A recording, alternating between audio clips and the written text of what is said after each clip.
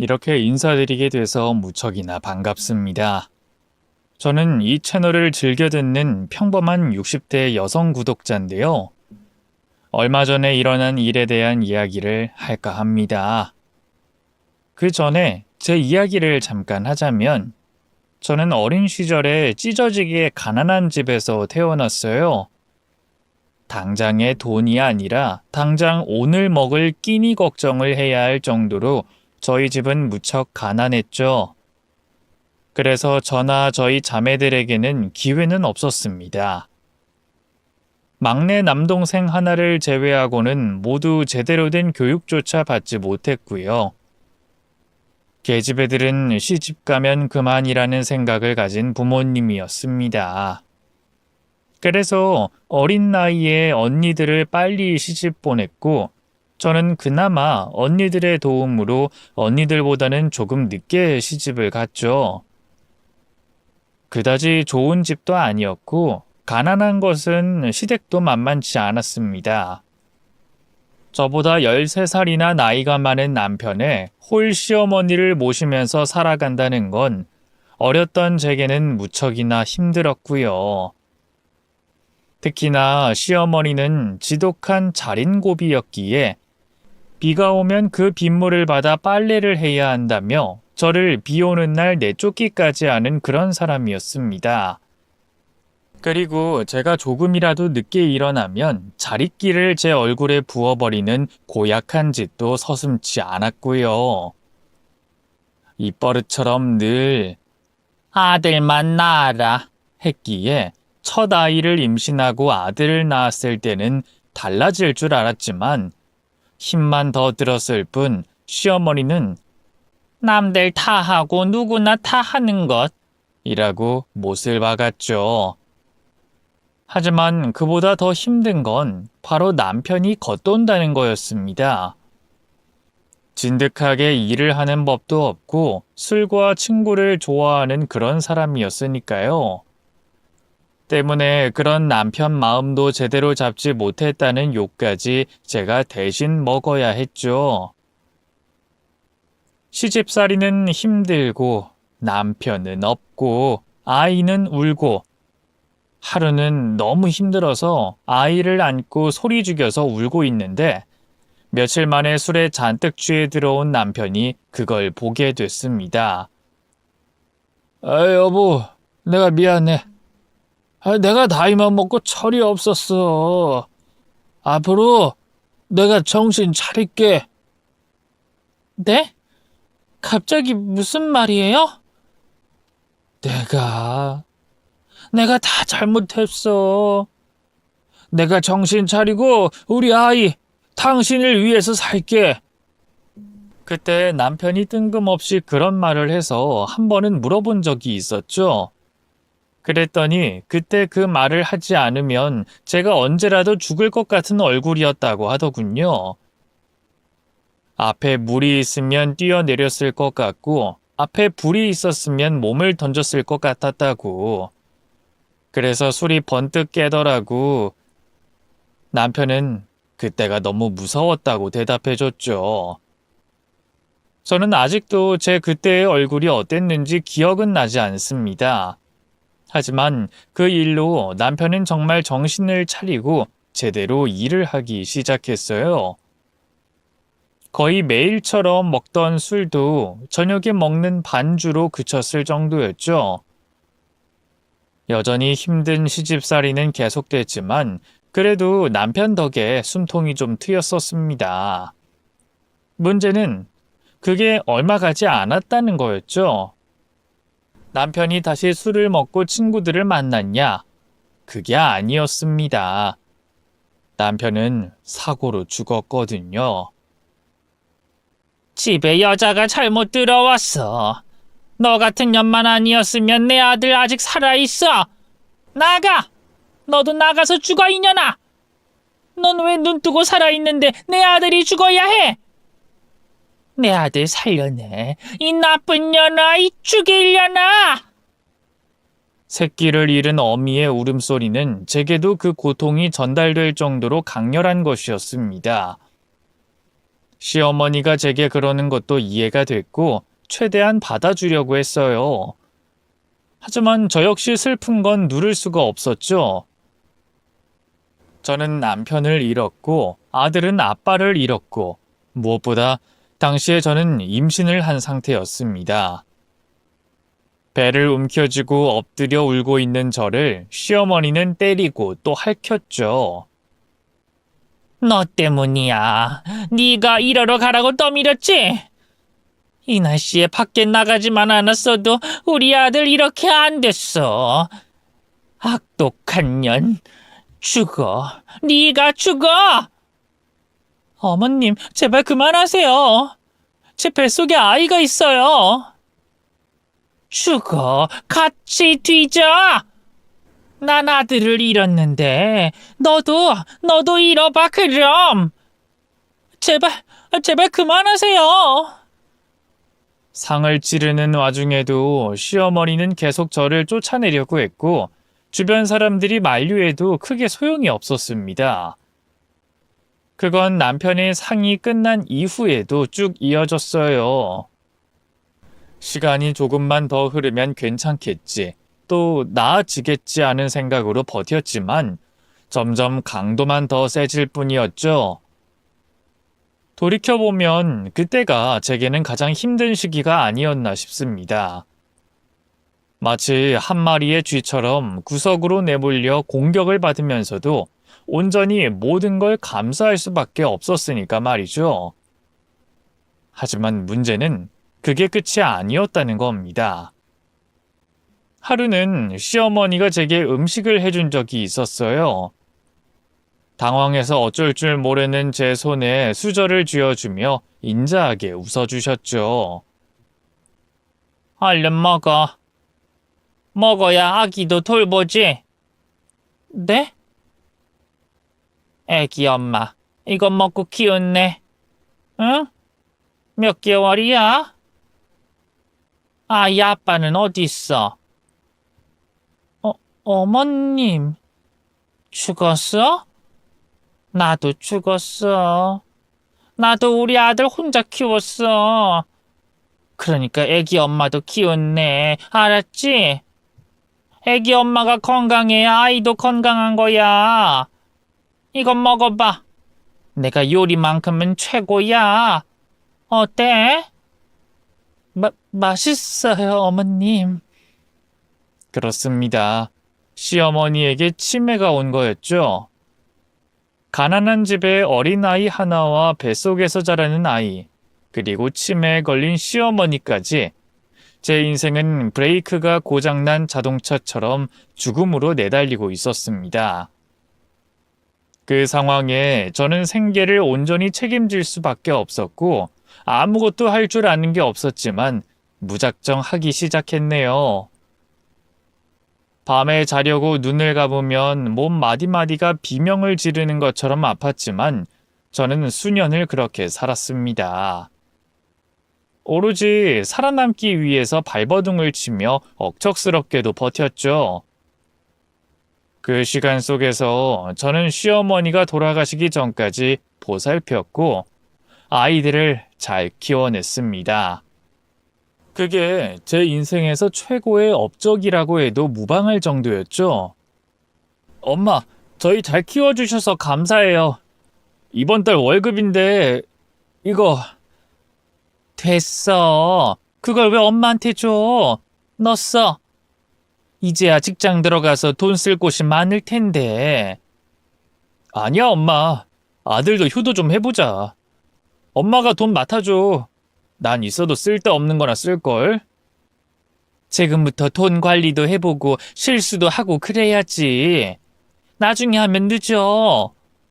그럼 다음 달 월급부터는 그렇게 할게. 이건 엄마 해. 우리 가족들끼리 여행이나 한번 가든가. 응? 여행은 무슨... 나중에 후회한다니까. 지금 많이 다녀보자, 우리. 자식들은 정말 잘 자라줬습니다.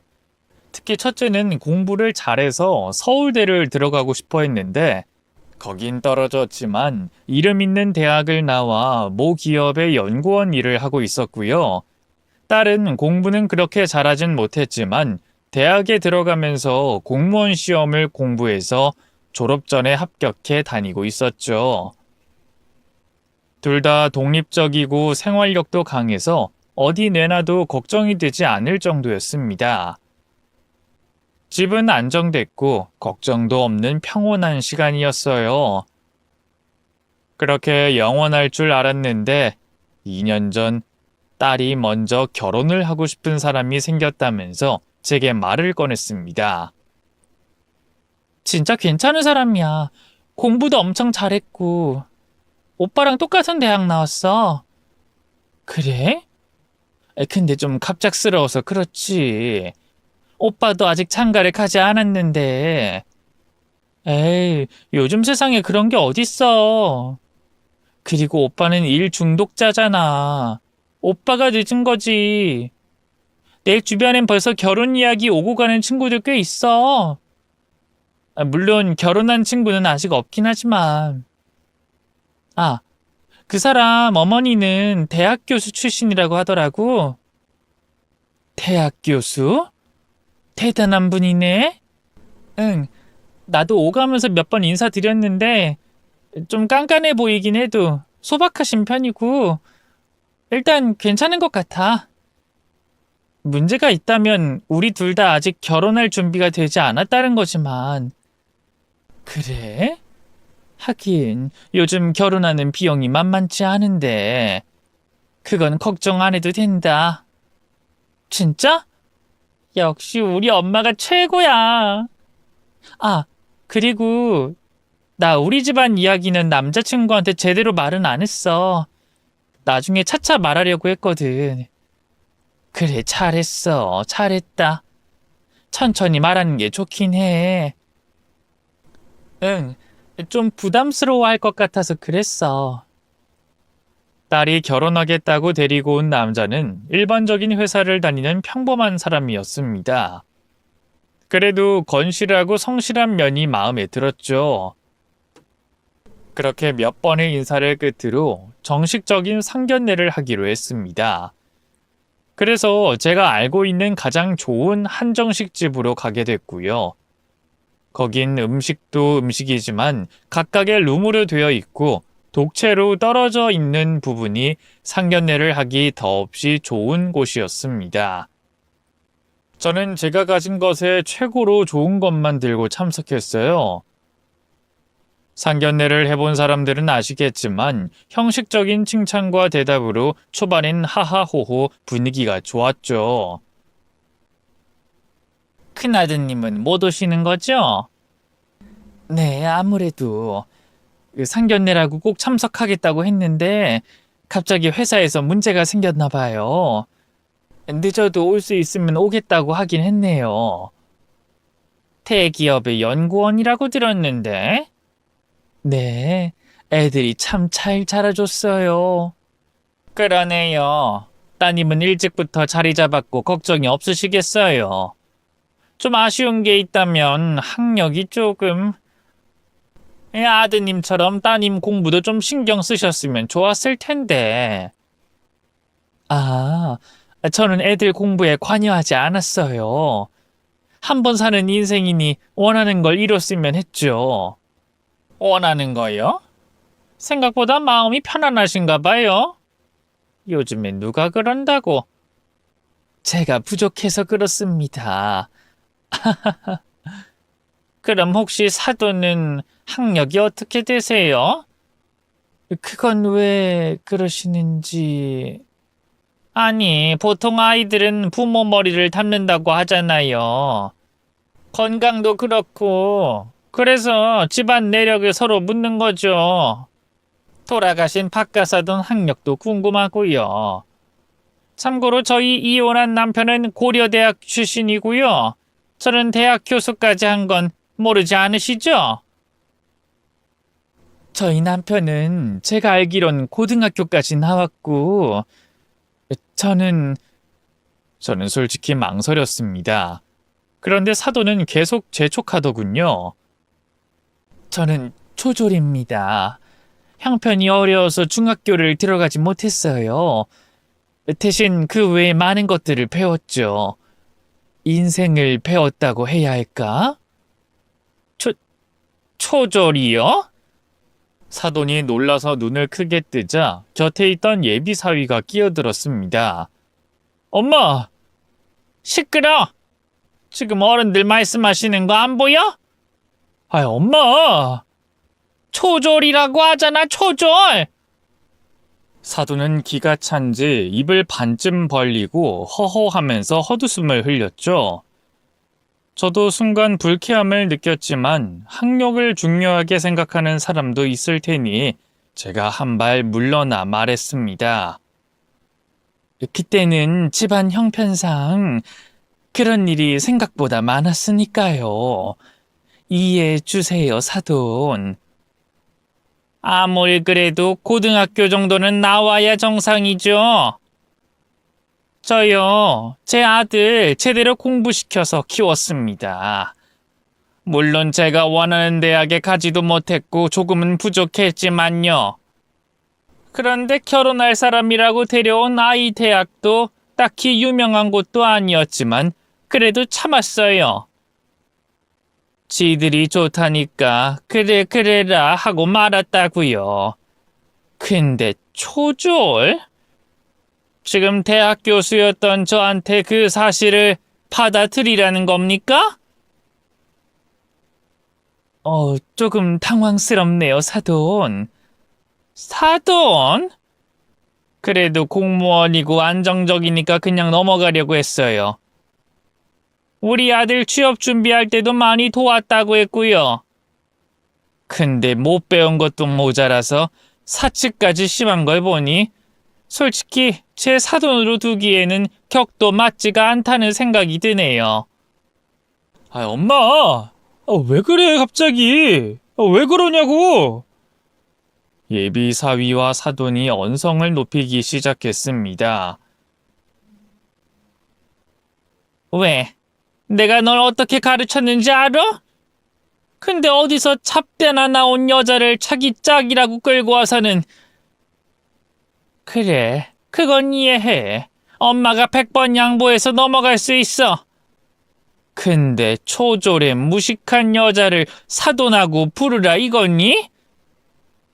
더구나 저런 고급스러운 사치품이나 들고 다니는 걸 보면 몰라?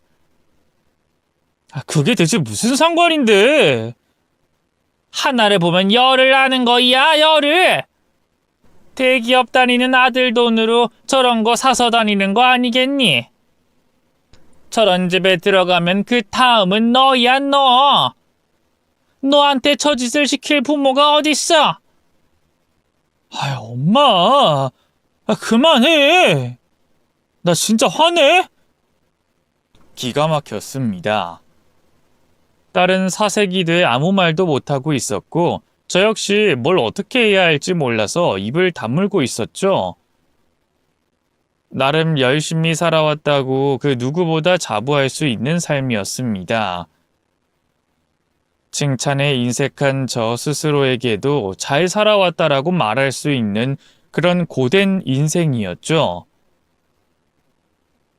아등바등 살아가면서도 잘 커준 아들과 딸의 앞길에 적어도 걸림돌은 되지 않게 살아왔다고 생각했지만 제 학력이 발목을 잡을 거라는 생각을 하진 못했죠. 그래서 부끄러웠고 딸에게 너무나 미안해서 그 어떤 말도 할 수 없었습니다. 그런데 가만히 있던 제 딸이 나섰어요. 이 결혼은 없던 걸로 하죠. 예비 사위는 당황해서 얼굴을 감싸며 앓는 소리를 냈고 사돈의 얼굴은 터질 것처럼 붉어졌죠. 너 지금 뭐라고 그랬니? 결혼을 없던 걸로 해? 나 참 기가 차서. 지금 누가 할 소리를 하는 거야? 꼴의 자존심 때문에 먼저 말하고 싶었어? 학력이 뭐 어때서요? 그리고 자존심 부리는 건 제가 아니라 어머님, 아니, 아줌마 아닌가요? 아줌마? 너 미쳤어? 그럼 아줌마지 뭔데요? 이제 결혼할 것도 아닌데. 아, 어르신 뭐 이렇게 불러드릴까요? 야! 어디서 저런 근본도 없는 계집애를. 내가 이럴 줄 알았어. 그나마 제대로 이름 있는 대학 나온 오빠라도 하나 있다고 해서 내가 이 자리까지 왔어. 근데 감히 너 따위가 내 아들을 넘봐? 애초에 처음부터 마음에 안 들었다. 듣도 보도 못한 대학 나와서 꼴에 공무원이라고 목에 힘주고 다니는 것부터가 마음에 안 들었어. 알아? 그러는 아줌마는요. 대학 교수였었죠? 지금도 그래요? 아니잖아요. 그리고 학력으로 사람 판단하는 거 못 배운 티 내는 거 아닌가요? 그럼 공평하게 저도 아드님 쥐꼬리만한 연봉 이야기 해볼까요? 좋은 대학 나와서 그저 그런 회사에 입사해서 결혼 준비도 되어 있지 않는 주제, 저한테 결혼하자고 한 현실 감각 뒤떨어지는 그 이야기요. 정말 근본 없는 집은 이래서 안 된다니까. 아들, 제 말하는 거 똑똑히 들었지? 어? 그래서 내가 반대를 한 거야. 그깟 공무원, 개나 소나 되는 공무원 타이틀이 있다고 저렇게 이유새를. 내가 살다 초졸은 처음이네. 무식하고 수준 떨어지는 것들 아니야. 그러니 지혜미 팔자 그대로 가는 거지. 아줌마, 말 함부로 하지 마세요. 우리 엄마 내 평생의 롤모델이니까. 나한텐 영웅이고 그 누구보다 멋진 여자라고요. 당신 같은 사람이랑은 비교도 안 될 정도거든요? 뭐? 몸이 약해서 교수를 그만둬? 그냥 잘린 거 아니고요? 야! 이 미친 계집애가! 사돈은 일어나서 밥상을 뒤집어 엎으려고 했고, 무거워서 채 들리지 않자 나온 음식들을 손으로 휩쓸어 떨어뜨려 버렸죠. 그리고는 발만 동동 구르고 있는 예비 사위의 손목을 잡고 그 자리에서 나가버렸습니다. 저는 남아있던 딸에게 미안하다고 했고요. 엄마가 뭐가 미안해. 됐어. 나 진짜 아무렇지도 않아. 엄마는... 엄마는 잘못한 거 없어. 내가 미안해. 엄마 이런 취급받을 사람 아닌데. 내가 진짜 너무 미안해. 사람 보는 눈이 없었다. 지금 생각해보니까 진짜 결혼 안 하길 잘한 것 같아. 저런 시어머니 밑에서 어떻게 가정을 지킬 수가 있어. 손녀고 손자고 낳으면 공부 억지로라도 시키고 난리를 칠 것 같은데. 됐어. 그러니까 엄마는 마음에 담아두지도 마. 알았지? 저는 속상해하는 딸의 어깨를 토닥여줬고 딸은 참고 있던 눈물을 터뜨렸습니다. 정말이지 마음이 찢어지는 기분이 들었어요. 한참 후에 엉망이 된 식당에는 적절한 보상을 해줬고 연신 사과를 하면서 그곳에서 나왔죠. 뒤늦게 이 소식을 들은 아들도 분노했습니다. 당장이라도 찾아가서 멱살이라도 잡겠다는 걸 말리느라 혼났죠. 다행인 건 딸은 회복이 빨랐다는 겁니다. 저한테 티를 내지 않는 건지 진심인진 모르겠지만 이전처럼 돌아오는 것에 시간이 많이 걸리지 않아 안심이 되더군요. 그러다 그 일이 있고 3달 정도 흘렀을 때였습니다. 정확하진 않지만 계절이 바뀌었기에 그렇게 추측할 뿐이었죠. 저는 그때 제가 운영하는 식당을 둘러보고 있었어요. 제 하루 일과의 대부분을 이동하며 보내곤 했기 때문입니다. 특히나 그때는 본점에 교육생들이 와 있었기에 새로운 점주가 될 사람들에게 인사를 하려고 들렸죠. 그런데 그곳에서 낯익은 여자를 발견한 겁니다. 바로 저와 저희 딸에게 모욕적인 말을 했던 사돈이 될 뻔한 그 여자 말이죠. 교육을 들으면서 열심히 수첩에 뭔가를 적고 있는 걸 봤을 때 심장이 뚝 떨어지는 느낌을 받았습니다. 그리고 저희 직원에게 물어보니 대략적인 사정을 알 수 있었어요. 저분이요? 잘 알죠. 저분 들어올 때부터 말이 많았거든요. 무슨? 형편이 굉장히 어렵다고 하더라고요. 그래서 교육비도 안 내고 막무가내로 들어와서는 그때 제가 말씀드렸던 그 사람이에요. 아, 내가 그냥 받아주라고 했던? 네. 가게를 열 상황도 아닌 것 같은데 본사에서 대출까지 지원해달라고 이래서 저희도 곤란하던 참이거든요. 성격도 좀 그래서 솔직히 저는 반대하고 있고요. 그래요? 의아한 상황이었죠. 대학 교수 출신이라면서 그렇게 큰 소리를 친 것도 모자라 몸이 약하다는 사람이 음식 장사에 뛰어든다는 게 앞뒤가 맞지 않았습니다.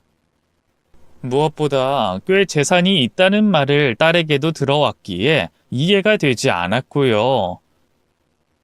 그렇게 한참 생각하고 있는데 그 여자가 저를 알아보고는 쳐다보고 있었죠. 제가 까딱하고 짧게 인사를 하자 다가와서는 소리를 치더군요. 저 따라다녀요? 대체 여기가 어딘 줄 알고 이렇게 끈질겨요? 무식하면 겁도 없다더니. 제가 아무 말도 없이 비죽 웃자 곁에 있던 직원이 나섰습니다. 지금 대표님한테 무슨 소리 하시는 거죠?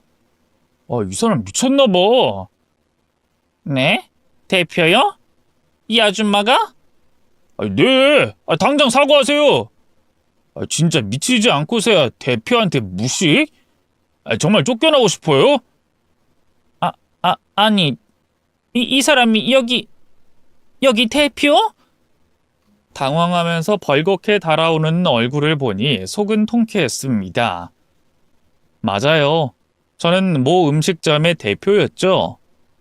원래는 작게 시작했던 가게였는데 음식을 배우겠다는 사람들을 하나둘 가르치다 보니 어느덧 여러 곳에 점포를 운영하는 대표가 됐더군요.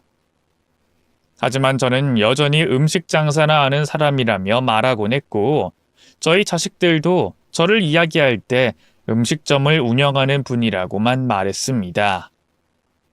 아마 그 여자도 제가 식당에서 일을 하는 사람쯤으로 알고 있었을 테고요. 이게 무슨...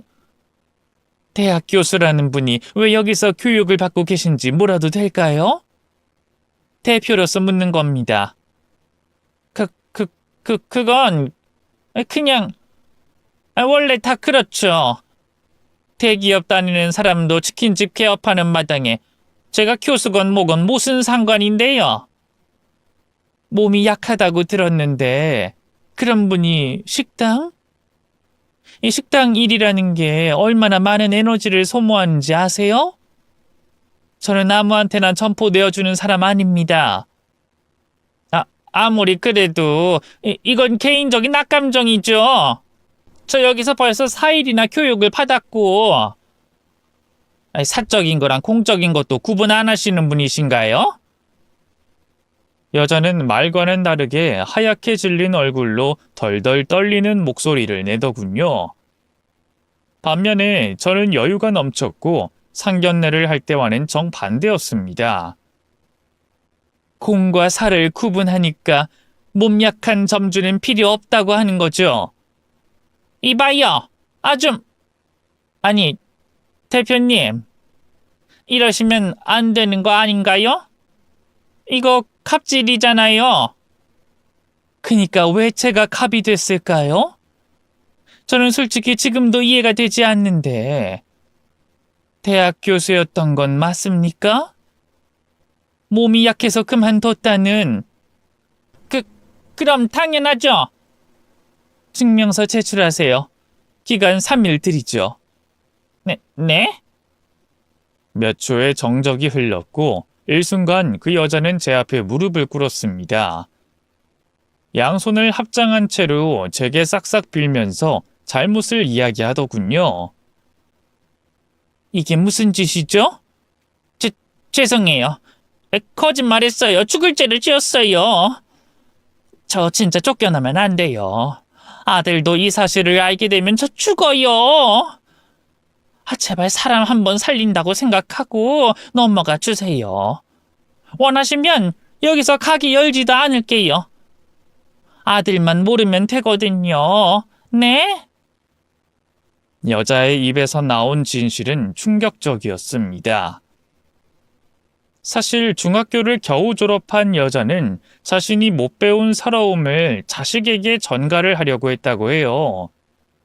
하지만 그 정도가 너무 지나쳐 사교육비로 너무 많은 지출을 했다고 합니다.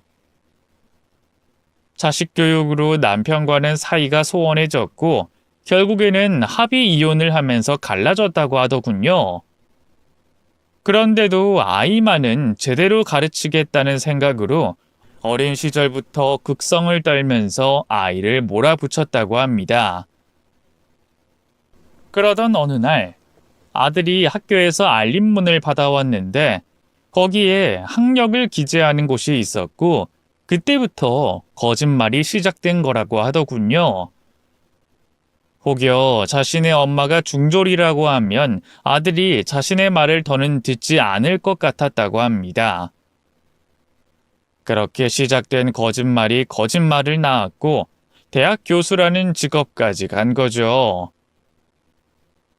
아이가 어릴 때 제가 대학 교수 자리를 그만뒀다고 알고 있어요. 사장, 아니 대표님, 저 진짜 아들만은 몰랐으면 해요. 네? 이해하시잖아요. 이 부모라는 존재가 자식한테 어떤 존재인지. 저는 그저 좋은 거울, 멋진 어른이 되고 싶었어요. 진심으로요. 대표님은 초졸이라고 해도 애들이 잘 커서 존경받고 있는지 몰라도 전 아니거든요. 저는 제 아이 키우면서 고생이란 고생은 다 하면서도 늘 반항하는 애를 어떻게 할지 몰랐어요. 공부는 하기 싫어하고 매번 노는 것만 좋아해서 넌 원래 머리가 좋다. 뭐 날 닮아서 그렇다. 이런 식으로 애를 키워왔던 거고요. 그렇다고 해서 당신이 제 딸한테 저지른 짓이 없어지는 건 아니죠? 단순히 한 번의 거짓말이라고 하기엔 너무 몰입하신 거 아닌가요? 제 딸의 학력을 폄하할 정도로? 저도 미쳤었나 봐요. 그때는 그냥 너무 힘들게 키운 아들이라 아깝기만 했어요. 그래서 결혼을 깨려고 했다? 그건 아니었어요. 진짜요. 아시잖아요. 결혼 준비도 안 돼 있고 집도 해갈 수 없는 상황이었는데 우리 아들을 좀 더 우위에 두고 싶었어요. 기가 죽어서 살까봐 두려워서 제가 좀 누르려고 한 거였어요. 그런데 따님분이 그렇게 나오니까 수습이 되지 않아서. 여자는 제 눈치를 보더니 제 무릎으로 기어와서 다시 양손을 비볐습니다. 명품 가방에 비싼 옷을 보니까 부러웠고 너무 제 자신이 초라해졌어요. 같은 엄마니까 아시잖아요.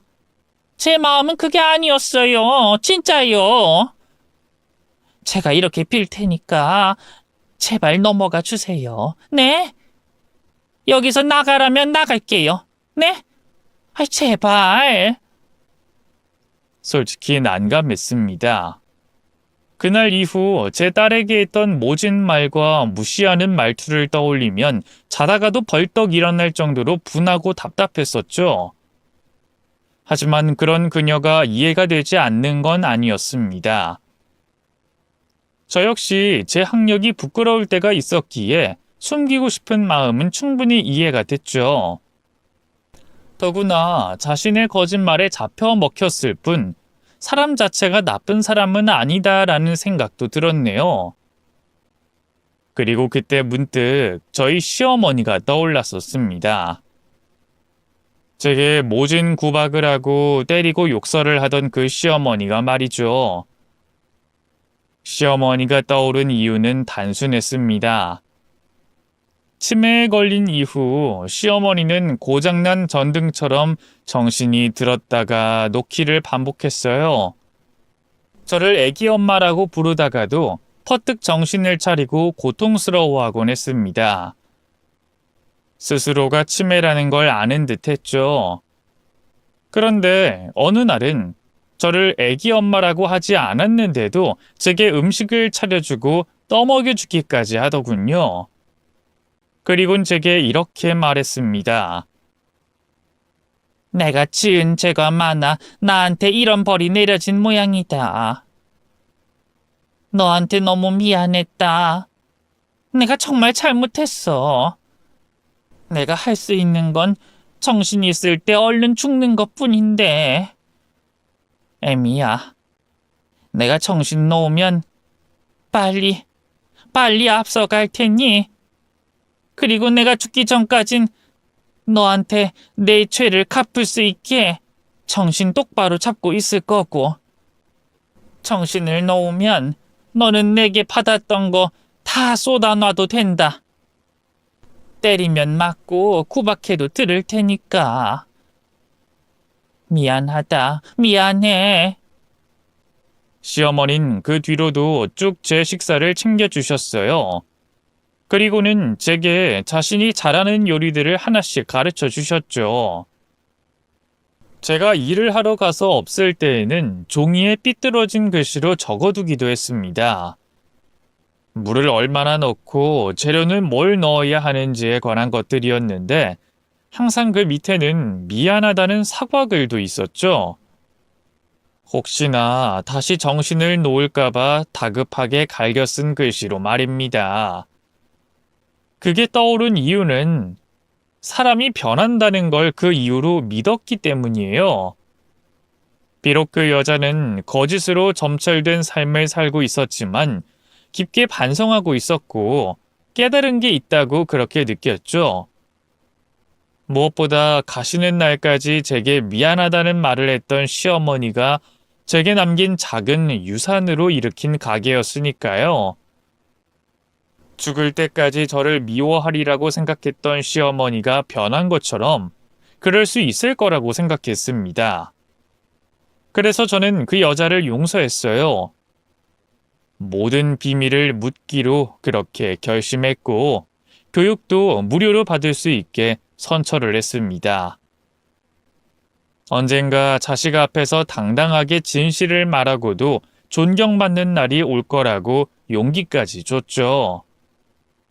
하지만 그건 제 상상 속에서 일어난 일일 뿐이었습니다.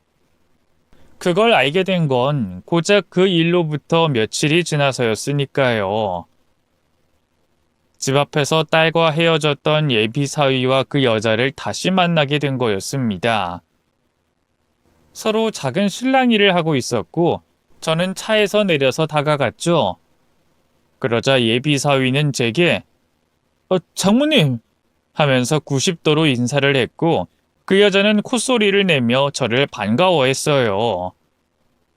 영문을 모르는 건 딸과 저뿐이었습니다. 이게 무슨 일이죠? 여긴 무슨 일로 이렇게 온 건지. 우리 아들이 헤어지고 싶지 않다고 계속 밤에 잠도 못 자고 죽고 싶다고 술만 먹어서 그냥 허락을 해줬습니다. 다시 만났으면 하는 마음으로요. 네? 자식 이기는 부모가 세상에 어디 있겠어요. 서로가 그렇게 좋다는데 제가 막을 방법은 없죠. 그래서 그냥 멀리서 지켜보면서 응원해줄 생각입니다. 사돈. 사돈이요? 그게 이제 와서 무슨... 우리가 인연이긴 하잖아요. 애들이 좋다는데 그냥 넘어가 주시면 어떨까요? 혼란스러운 마음에 딸을 봤더니 표정이 잔뜩 일그러져 있었고 남자의 손을 뿌리치려고 하더군요. 하지만 계속해서 다시 만나자며 남자는 앓는 소리만 냈습니다. 그러자 딸이 날카롭게 남자를 밀어냈죠. 갑자기 왜 그래? 그런 일 있고 나서 한 번도 연락 안 했잖아. 우리 엄마한테 당장 사과하라는 헛소리 빼고는 내가 들은 말이 없는데 갑자기 이런다고? 자기야, 그때랑 지금이랑은 상황이 다르지. 상황이 달라? 뭐가 다른데? 우리 엄마가 허락을 해줬다니까? 자기 학력도 이제 일절 신경 안 쓰실 거라고. 그렇게 말씀해 주셨어. 우리 둘의 만남을 응원해 주셨고. 너 진짜 마마보이야? 그건 또 몰랐네. 기가 찬다. 내가 싫어. 내가 싫다고. 딸이 딱 잘라 말하자 그 여자가 딸의 손을 꼭 잡았습니다. 아가, 내가 잘못했다. 그때 내가 너무 예민했었어. 지금 생각해보니까 내 잘못을 깨달았고, 그리고 이제는 이전이랑 상황이 달라. 우리 아들은 널 계속 좋다고 했었잖아.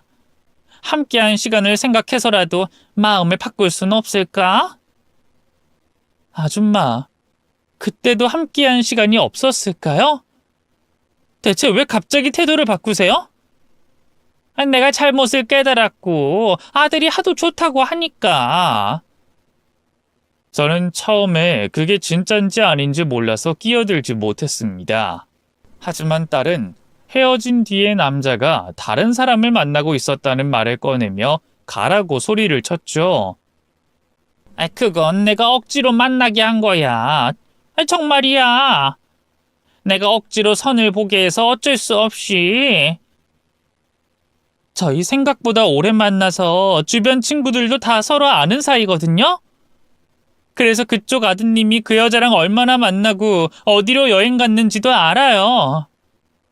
근데 저를 계속 그리워했다고요? 억지로 여행도 가요? 누군가를 그리워하면서 놀러 다니고요? 아가. 누가 아가야? 소름 끼치게. 대체 왜 이러는지 모르겠지만 다시 만날 생각 없어요. 태도를 바꾼 이유는 제가 알고 있었습니다. 아마도 저희 집이 단순한 음식점을 하는 게 아니라는 게 큰 영향을 준 것만은 확실했어요. 무엇보다 남자는 거의 반쯤 강제적으로 제 딸에게 다시 만나자고 말하고 있었고 말입니다. 억지로 끌려 나온 것 같은 그런 표정으로 자신의 어머니 눈치만 보고 앵무새처럼 말하고 있었으니까요. 그래서 저는 그게 너무 괘씸하게 느껴졌습니다. 사람이 변할 수 있다고 생각하고 용서를 했고 끝까지 비밀로 해줄 생각이었는데 그 여자가 제 딸에게 아가 하는 소리가 너무 소름이 끼쳤죠. 결국 저는 그 자리에서 그간의 모든 것을 다 말해버렸습니다. 대학 교수가 아니라는 것도 심지어 학력도 중졸이었다는 것도 우리 가게에 분점을 받으려고 제게 무릎을 꿇은 것까지 말이죠. 엄마, 정말이야? 저 아줌마가 대학 교수가 아니었다고? 그래, 내가 비밀 지켜주려고 했는데 이런 식으로 너한테 접근할 줄은 몰랐네. 아들 앞세워서 이렇게까지 하는 이유는 하나겠지. 남자애는 입만 벌리고 있었고 여자는 금방이라도 비명을 지를 것 같은 표정이었지만 최대한 감정을 분출하지 않으려는 듯 몸을 떨고 있었습니다. 사돈, 말하지 않기로 했잖아요. 약속이랑은 틀리잖아요, 사돈. 누가 그쪽 사돈이죠? 대표라고 불러요. 우리 사이가 달라졌는데 사적인 자리잖아요, 사돈. 사돈 아니라고 했습니다. 왜 그렇게 정색을 하세요? 알겠어요. 그럼 대표님하고 불러드릴게요, 사돈. 정말 끝까지... 그리고 생각해보니 대표라고도 부르지 마세요. 저 분점 못 내주겠는데요. 어차피 제가 받은 교육비도 없으니까 앞으로는 우리 가게에서도 보지 맙시다. 뭐요? 그런 게 어디 있어? 그건 아니죠. 장난이라고 해도 너무 심한데요. 장난 아닙니다. 이제 알겠어요. 작고 사소한 인연도 이어가지 않아야 할 사람이 있다는 걸요. 그리고 솔직히 그쪽 요리에 소질 전혀 없는 거 본인도 아시잖아요. 뭐? 장난해? 대출까지 알아보고 내가 얼마나 열심히 했는데 지금 돈 좀 있다고 갑질하고 유세 떠는 거야? 우리 집이 별 볼 일 없어서 일부러 애들 앞길 망치는 거지? 당신 같은 여자는 어디 글이라도 올려서 망신을 줘야 해. 한번 그래 보세요. 저도 어디에 글이라도 써야겠네. 누가 잘못한 건지 물어보죠. 야! 지금 나 무시해? 하라면 못할 것 같아. 당신 가게 소문 쫙 내서 폭삭 망하게 할 거야. 전국에 있는 그 가게들 찾아다니면서 내가 박살 낼 거라고. 그런데 그때 가만히 있던 그 여자의 아들이 끼어들어 따지기 시작했죠. 엄마, 그럼 엄마가 연세대 나왔다는 것도 거짓말이야? 대학원까지 갔다는 것도? 예전에 대학 교수였다는 것도 거짓말이라고? 아들, 엄마 말 들어봐. 그게 어떻게 된 일이냐면 엄마가 다 설명할 수 있어. 내가 처음부터 그러려고 했던 게 아니라 나한테 거짓말한 게 맞다는 말이지? 그러면서 날 그렇게 무시하고 매번 내가 하는 일마다 그렇게 난리를 친 거야? 서울대 스카이 아니면 볼 것도 없다면서 매일 코피나게 공부해서 간 지금의 대학도 그냥 그렇다고 입버릇처럼 말했었잖아. 그리고 취업할 때도 엄마가 난리 안 쳤으면 지금보다 더 좋은 회사 갈 수 있었어. 알아? 그게 나 좋으라고 하는 거야? 다 너 잘 되라고. 매번 대기업 아니면 안 된다고 해서 내가 가려던 곳까지 못 가게 했잖아. 그래서 이 나이 먹고 경력도 못 채워서 지금 겨우 들어간 회사에서 근근히 먹고 살게 된 거고. 엄마만 아니었어도 나 훨씬 빨리 취업했고 대학 졸업도 빨리 했어.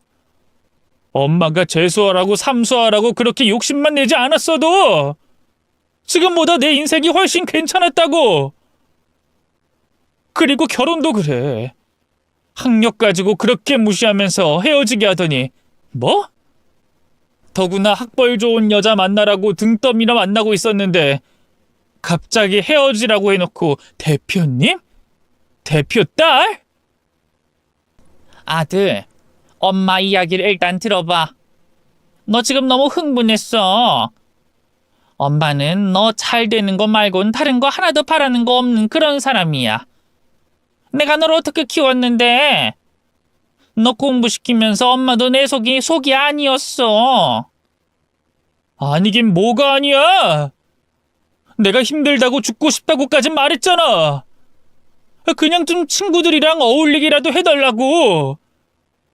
근데 그 친구 부모의 학력까지 들먹이면서 친구 하나도 제대로 못 사귀게 한 게 엄마야. 아이, 걔는 근본이. 근본? 그럼 난 뭔데? 중졸인 엄마는 근본이야? 아들! 아들이라고 하지 마! 소름 끼치니까. 그니까 엄마가 내 인생 망친 거야. 내가 제대로 된 여자를 물어왔는데 결국에 이렇게 만든 게 엄마야. 내 인생이 도움이 하나도 안 되는 게 엄마라고! 이제 나 엄마 다시는 안 봐. 내 대학도 마음에 안 들고 회사도 마음에 안 들어서 필요 없다고 했었지? 근데 나도 중졸의 무식한 엄마? 나도 필요 없어. 결국 그렇게 여자의 아들은 자리를 떠났고 그 여자는 길바닥에 어린 아이처럼 앉아서 떼를 쓰기 시작했습니다. 아들과 연결시켜주지 않을 거면 가게 자리 하나 내어놓으라고 발을 동동 굴렸죠. 그걸 보는 딸은 어이없어 했고 저는 딱 잘라서 다시 거절을 했습니다. 그랬더니 정말로 저주란 저주를 다 퍼부으며 인터넷에 글을 올리겠다고 협박을 하면서 갔죠. 그리고 그 일은 실제로 일어났습니다. 저희 가게를 비방할 목적으로 인터넷에 글을 제대로 올려놨더군요. 그래서 저는 그걸 알고 나서 바로 고소를 해버렸습니다. 그런 류의 인간들은 그냥 내버려두면 자신의 거짓말을 진실이라고 믿어버리니까요. 내가 뭐 틀린 말 했어? 이 집 음식을 내가 만드는 것부터 다 아는데. 그래서 검사까지 다 받았어요. 아무 이상도 없다고 했고. 그래서 내가 본 건 뭐 나중에 뒤늦게 청소한 거 아니야? 이봐요 아줌마. 교육받을 때도 그렇게 손 안 씻고 요리하려고 하더니 우리 가게가 다 당신 같은 사람만 있는 줄 알아요? 지저분한 건 우리 가게가 아니라 당신 머릿속이죠? 허! 어이가 없어서. 갑질이야. 이건 명백히 갑질이라고. 내가 그냥 물러날 것 같아? 네네, 마음대로 하세요. 그리고 명심해요. 저도 계속 고소할 겁니다. 돈 많이 벌어놓고 일 저지르시라고 경고하는 겁니다. 아셨어요? 사돈! 난 그쪽 사돈이 아닙니다. 제발 다신 볼 일 없으면 좋겠네. 그렇게 경찰서에서 한번 만났고 그 뒤로는 보지 못했습니다. 딸을 통해서 이야기를 들어보니 정말로 아들이 인연을 끊어버렸다고 하더군요. 그런데 우습게도 다른 여자를 만나고 있다는 그 아들이 제 딸에게 계속 만나자고 끈질기게 굴고 있다고 했죠. 하지만 딸은 그때 그 남자가 자신의 어머니와 다툴 때 제대로 된 여자를 물어왔는데 라고 말을 꺼낸 순간 그 남자가 얼마나 속물이었는지 다시 느꼈다고 합니다. 그래서 다시 또 연락 오면 스토커로 경찰에 넘기겠다고 했다더군요. 그렇게 사건은 일단락됐습니다. 시간이 흘러서 현재는 아들과 딸 모두 진지하게 만나고 있는 사람이 생겼고요. 몇 번 얼굴도 보고 대화도 해봤는데 다들 성실하고 좋은 사람들인 것 같아 마음이 안심이 됩니다. 사실 사람의 학력이나 집안 내력 이런 것들을 보는 건 당연하다고 생각해요.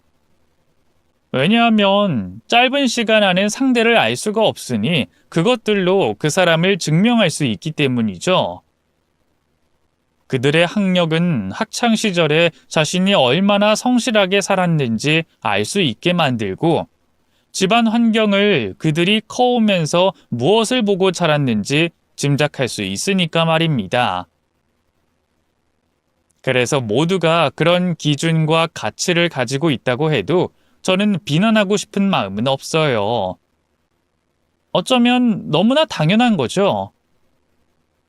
하지만 그런 것들이 없다고 혹은 조금 떨어진다고 그 사람을 바로 판단하는 잣대로 삼지는 않았으면 좋겠습니다. 학벌과 집안이 플러스인 요인이 되는 거지 그것으로 점수를 깎아내는 용도로 쓰진 않았으면 하네요. 그렇게 되면 자칫 다른 더 좋은 것들이 가려지게 될 수도 있기 때문이죠. 저희 아이들도 그래요. 비록 아빠 없이 엄마 혼자 키웠기에 많이 외롭게 자랐을지 몰라도 대신 독립심 있고 우애가 깊게 자랐습니다.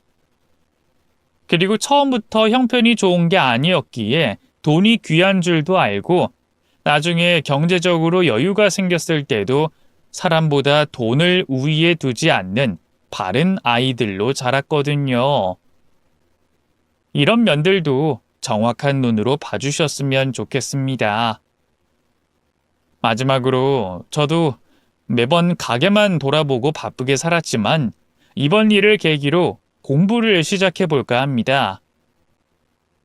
솔직히 자신은 없고 위축되긴 하는데 아이들의 미래에 제가 좀 더 자랑스러울 수 있기 위해 노력하려고 해요.